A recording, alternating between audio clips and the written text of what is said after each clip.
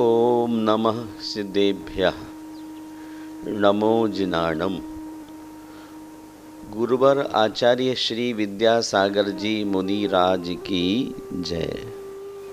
धर्म स्नेही बंधुओं, सारा संसार दुखमय है। प्राणी मात्र सुख की तलाश में है।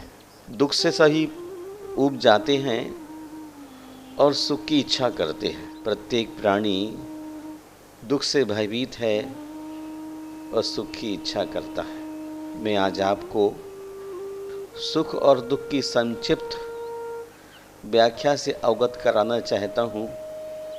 विगत कई वर्षों से लोगों ने प्रश्न उठाए हैं कि सुख क्या है और दुख क्या है। सुख का वर्ण करना है, दुख से बचना है, तो ऐसा वह कौन सा सुख है। आज वह सुख और दुख की हम समीक्षा करने के लिए आप सबके सामने उपस्थित हैं।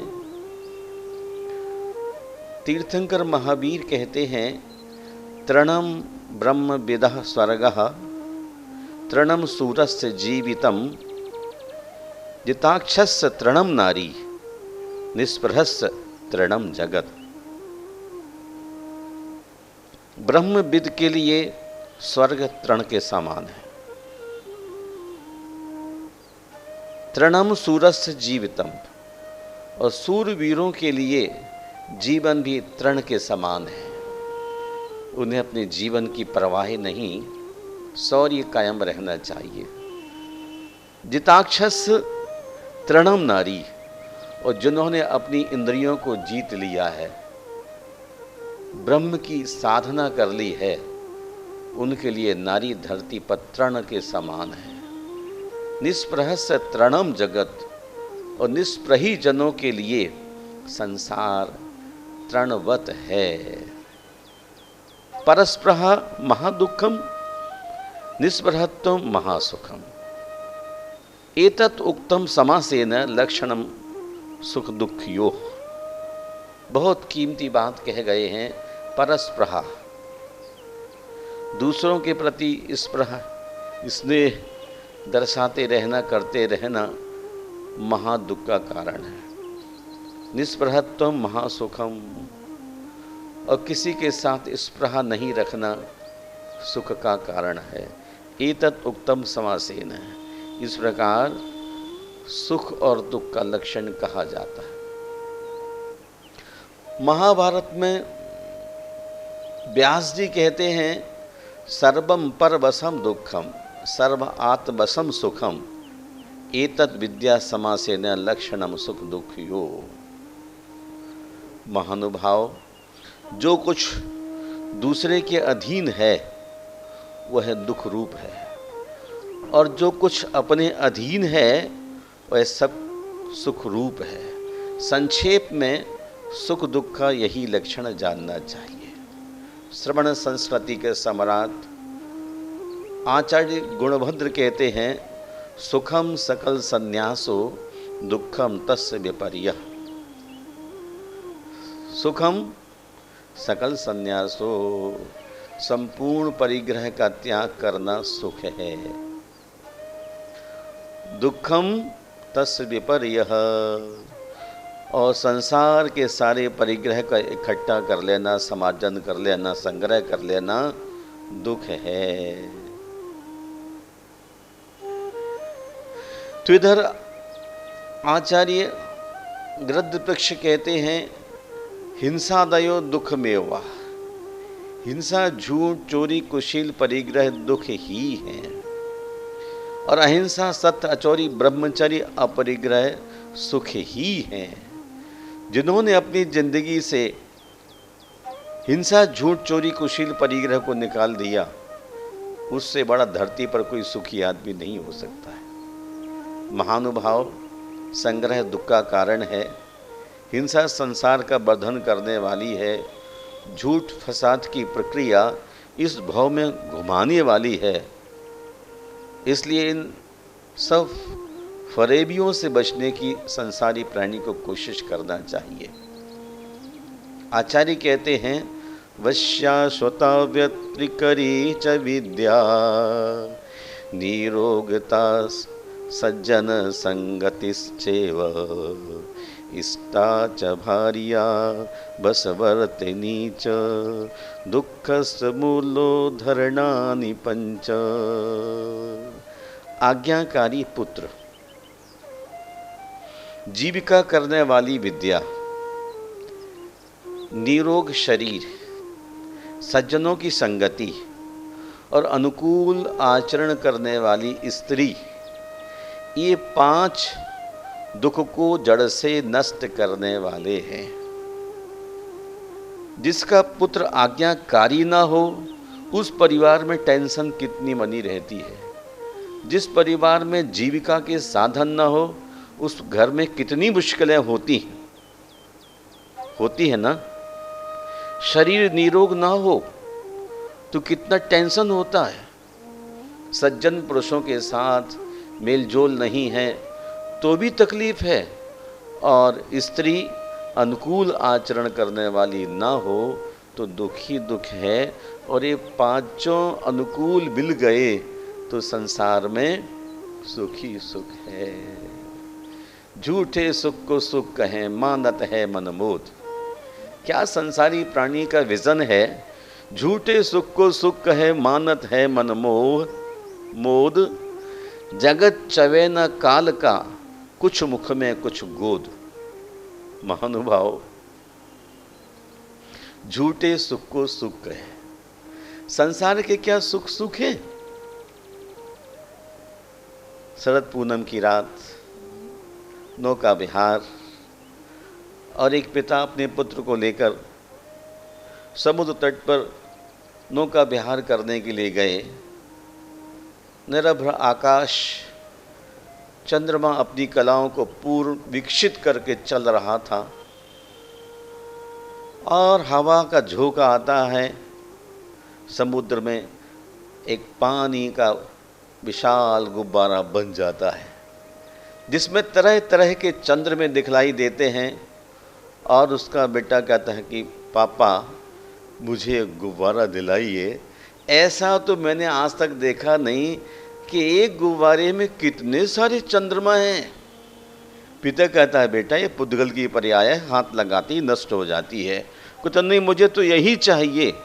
उसने बड़ा शोर मचा दिया, रोने लग गया और फैल गया।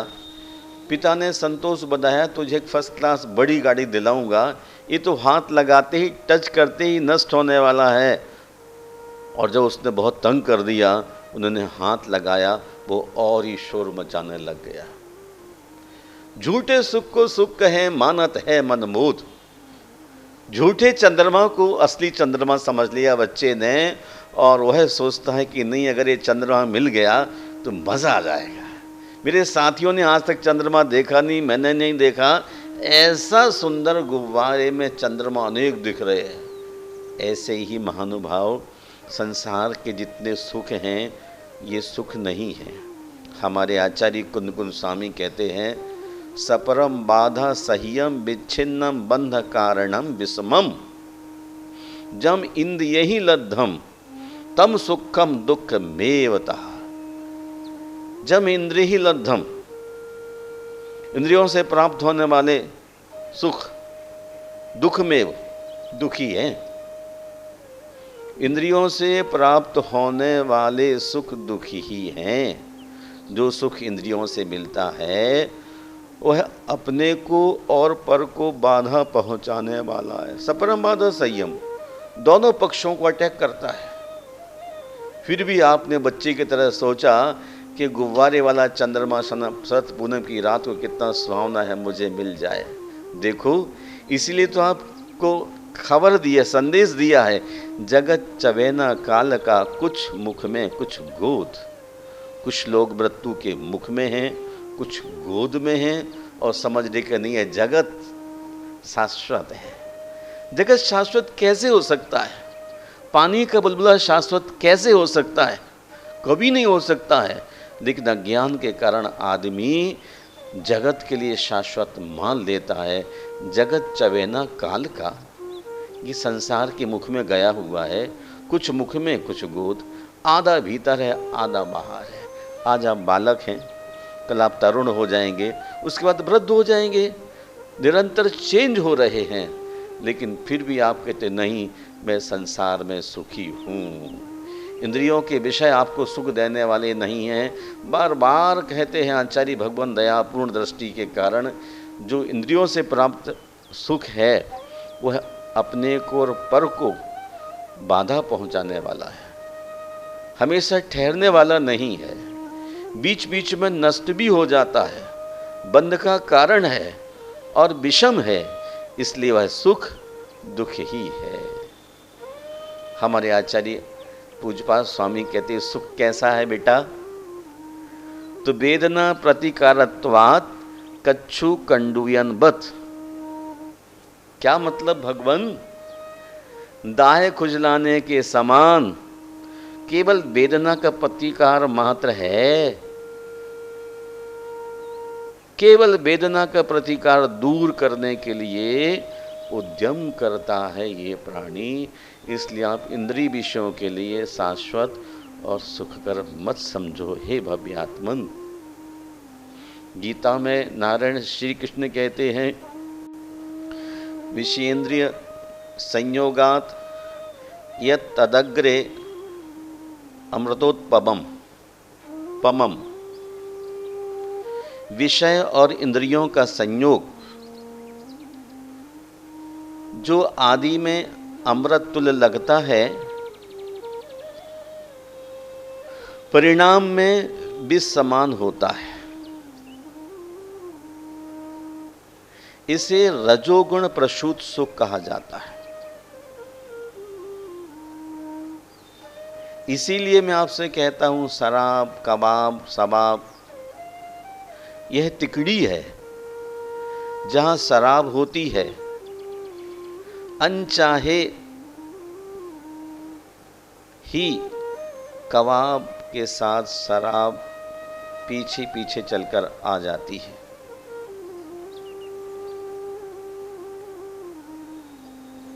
शराब की लत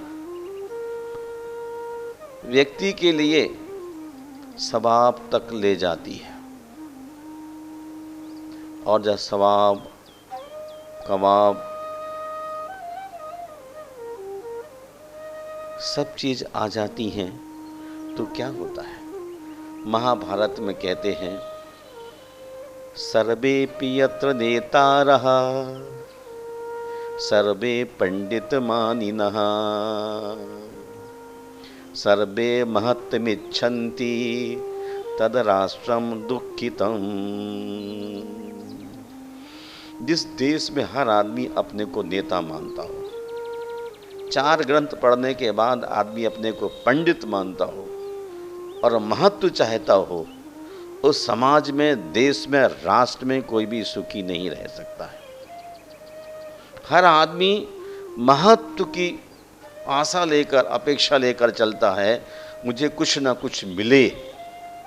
रिटर्न गिफ्ट की जो अभिलाषा बना रखी है, सेवा का काम रुक गया, कर्तव्य चूक गया, अधिकारों की लड़ाई शुरू हो गई, इसलिए इस राष्ट्र में कोई आदमी सुखी है। नानक कहते हैं कि नानक दुखिया सब संसार, यह कोई आदमी सुखी दिखता ही नहीं है। क्या कारण है महानुभाव? तो कहते सभी यहाँ अपने को नेता मानते हैं, सभी अपने को महंत पंडित मानते हैं और महत्व चाहते हैं, इसलिए राष्ट्र में कभी सुख नहीं हो सकता है। मैं महर्षि चरक के पास एक दिन बैठा हुआ था, उन्होंने बड़ी ऊंची सुंदर बात कही, सुखार्था सर्वभूता नाम। सुखार्था सर्वभूता नाम मतः सर्वा प्रवर्त्या ज्ञाना ज्ञान विशेषात्तु मार्गा मार्ग प्रवर्त्या। अर्थात सभी प्राणी सुख की कामना करते हैं और उनकी मनोवृत्ति भी सुख पाने की ही होती है, परंतु जो मनुष्य विवेक से युक्त होकर कार्य करते हैं वह सुखकारी मार्ग में रहते हैं, यानी सुख पाते हैं वे लोग। और जो विवेकहीन होकर कार्य करते हैं वह दुख के भागी होते हैं। विवेक जहां दूर हुआ, जागृति जहां समाप्त हुई, वहीं एक्सीडेंट हो जाता है। लोग व्यवहार में कहते हैं कि सुखी कौन और दुखी कौन। धन धान प्रयोगेषु विद्या संग्रहणेषु च आहारे व्यवहारे च त्यक्त लज्जा सुखी भवे। कितनी कमाल की नीति कही गई है। धन धान्य के लेन देन में, शास्त्रोक्त यज्ञादि में, विद्या कला के अभ्यास में, भोजन करने में तथा पुत्र के साथ व्यवहार करने में सदा संदेह रहित वृत्ति होना चाहिए। ऐसा करने पर ही मनुष्य सुखी रह सकता है। धन धान्य आदि के लेन देन में जब वस्तुओं का विनिमय होता था तो बड़ी ईमानदारी के साथ नमक चाहिए तो सोना दे के नमक ले लेते थे, नमक चाहिए तो ट्रांसफ़र हो जाता था, वस्तुओं का विनिमय। महानुभाव,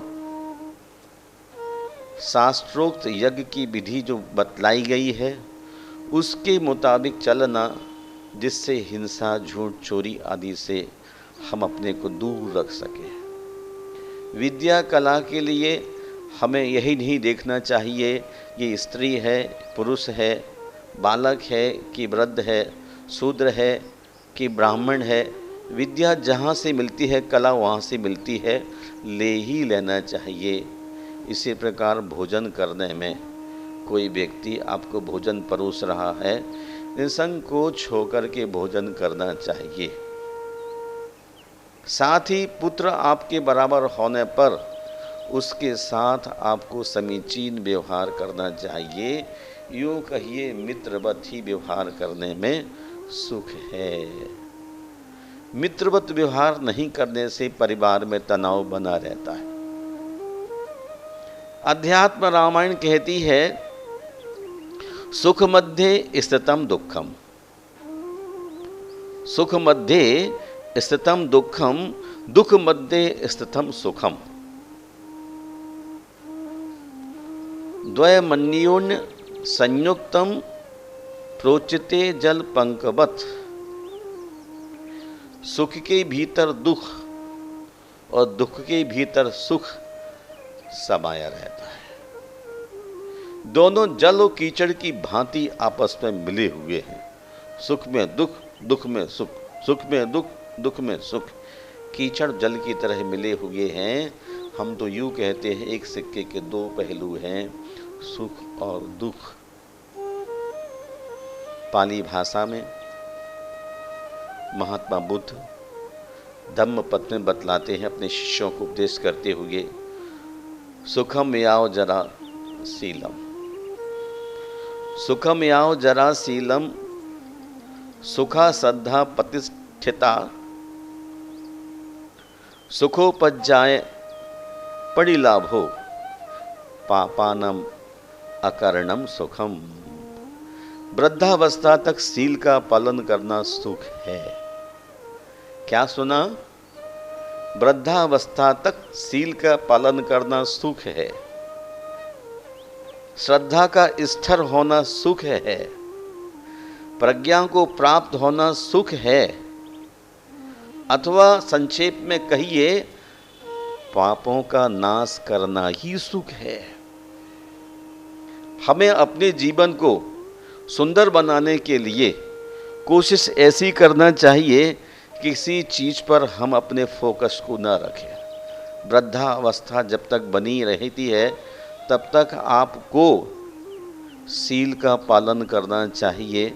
पश्चिम में एक आदमी की अनेक बीवियां होती हैं, परंतु भारत में रहने वाले आदमी की एक ही बीवी होती है। संयम का परिचय देते हैं। मिलेक्ष खंड में कोई संयम नहीं रहता है। इसलिए अनुरोध है आपसे कि आप वृद्धावस्था तक शील का पालन करें, श्रद्धा को स्थिर बनाएं, प्रज्ञा को प्राप्त हों और किसी भी पाप में हाथ मत डालें। जो व्यक्ति ऐसी राह पर चलने लग जाता है उससे महान कौन हो सकता है। एक और बड़ी विशेष आपसे बात कहना चाहता हूँ, आहाराचार चेष्टासु सुखार्थी प्रेत चेह च परम प्रज्ञात मतिस्तेद बुद्धिमान हित सेवन। महानुभाव, इस संसार में और मरने के बाद अगले जीवन में सुख चाहने वाले बुद्धिमान पुरुष को चाहिए कि वह आहार, आचार और सही प्रकार की चेष्टाओं में हितकारक शुभ वस्तु के सेवन का ही अधिक प्रयत्न करे। आहार, आचार और सही प्रकार की चेष्टाएं मन, वचन, शरीर की हितकारक शुभ वस्तु के सेवन करने का प्रयोग करें, प्रयत्न करें, तो संसार में कभी कोई दुखी नहीं हो सकता है। और यदि आहार आपका तामसिक है, राजसिक है, आचरण मिलेक्ष खंड जैसा है और शरीर की सारी चेष्टाएं मिलेक्ष खंड जैसी हैं, अहितकारक वस्तुओं का प्रयोग करते हैं, तो जीवन आपका खतरे में चला जाएगा। इसलिए आप संसार में सुखी होना चाहते हैं तो मेरा आपसे विनम्र बहुत नज़दीक से कहना है कि प्रत्येक व्यक्ति को इस जगत में, इस भव में और मरने के बाद अगले जीवन में भी आहार, आचार और शुद्ध विचार की ज़रूरत है। पवित्र मन रखो, पवित्र तन रखो, पवित्रता मनुष्यता की शान है। जो मन वचन कर्म से पवित्र है, वो चरित्रवान ही यहाँ महान है। पवित्र मन रखो, पवित्र तन रखो, पवित्रता मनुष्यता की शान है। जो मन वचन कर्म से पवित्र है,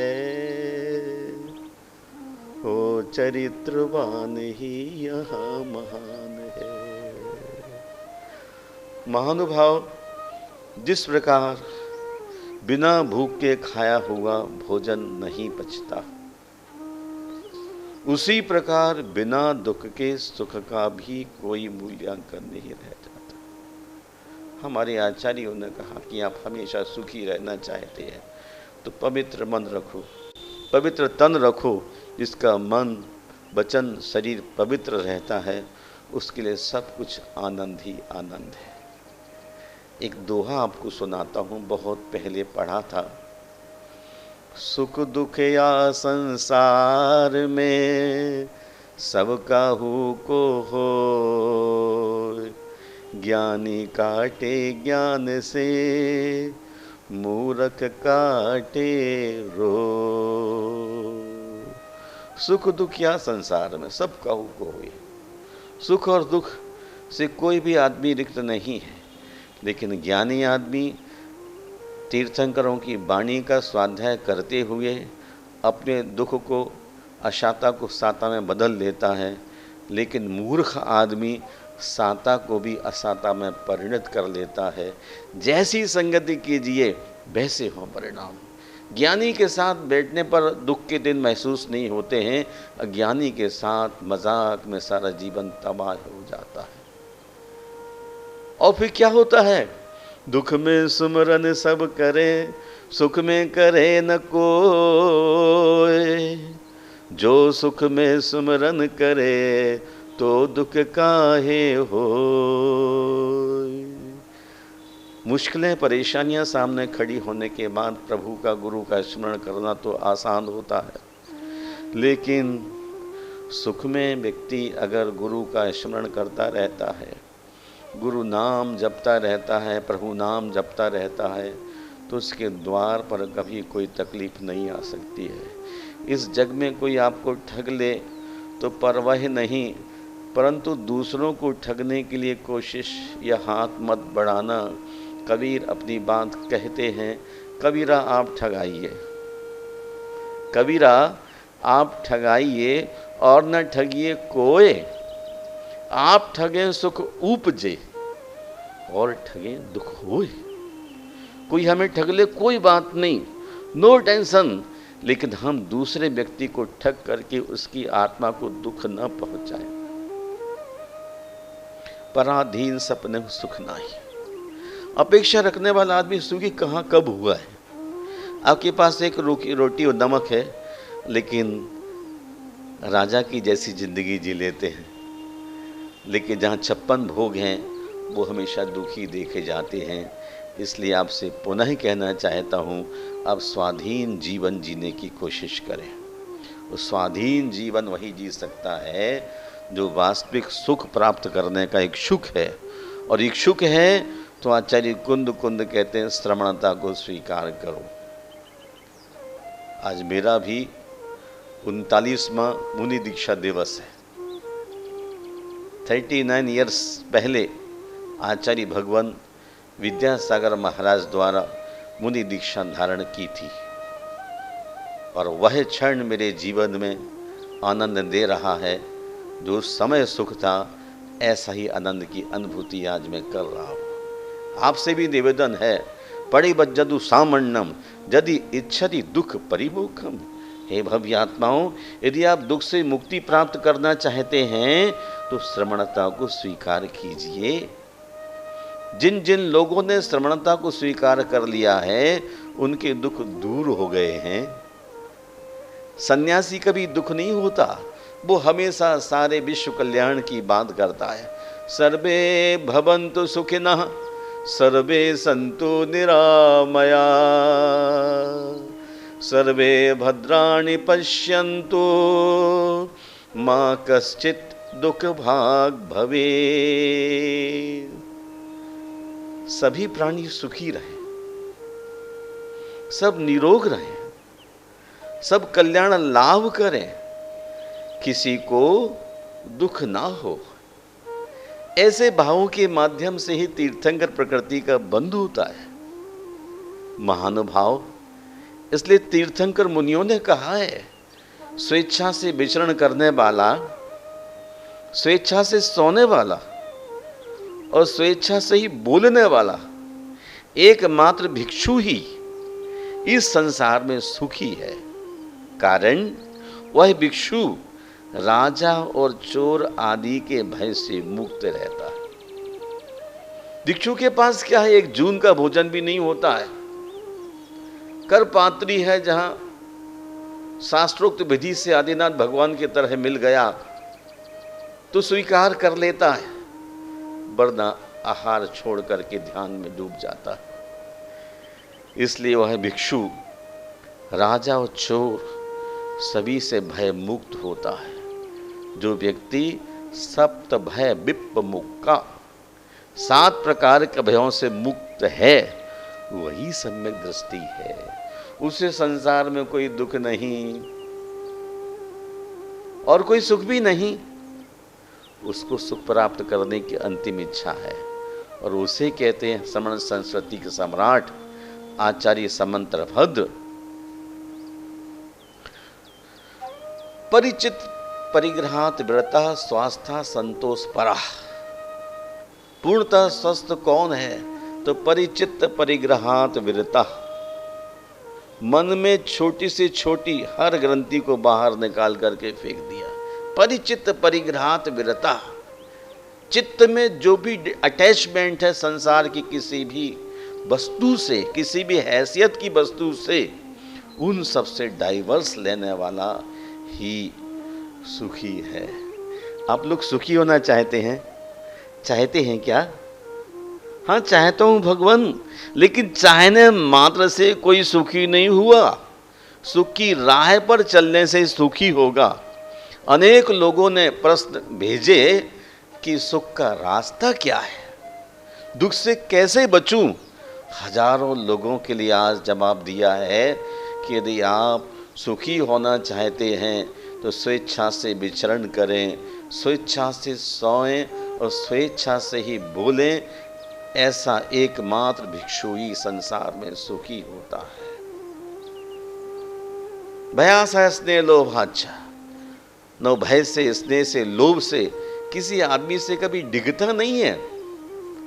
डिगता वही है जैसे भय है, आशा है, स्नेह है, लोभ है। ये तो वीत राग हो गया है। आप सब सुख प्राप्त करना चाहते हैं, दुख से बचना चाहते हैं, तो आज ही बुकिंग करा लीजिए। किसकी बुकिंग? सामण्यम, श्रमणता की। आप श्रमण हो जाइए। हमारे गुरु कहते हैं यदि आप श्रमण नहीं हो सकते हैं तो कम से कम संतोषी तो हो ही जाइए। संत ना बने तो संतों की संगति में बैठ बैठ करके संतोष को धारण कर लीजिए। मैं इन्हीं शब्दों के साथ आज आपके प्रश्न का समाधान देता हूँ कि जो भी धरती पर सुखी होना चाहता है वह स्वेच्छा से विचरण करे, स्वेच्छा से सोना, स्वेच्छा से बात करना। इसको अतिथि कहते हैं और वह मुनि ही होता है, भिक्षु ही होता है, दिगंबर ही होता है। परिग्रहवान कभी सुख की तलाश भी नहीं कर सकता है। यदि उसको कहीं सुख नज़र आता है तो इंद्रिय विषयों में सुख आता है नज़र, लेकिन वह सुख नहीं है। वह सपरम बाधा संयम, दोनों पक्षों को दुख देने वाला है। इसलिए यदि आपको सुखी की इच्छा है तो बहुत पवित्र मन से, खुले मन से, आज मेरा भी मुनि दीक्षा दिवस है और यही काल है, क्षण है, वक्त है।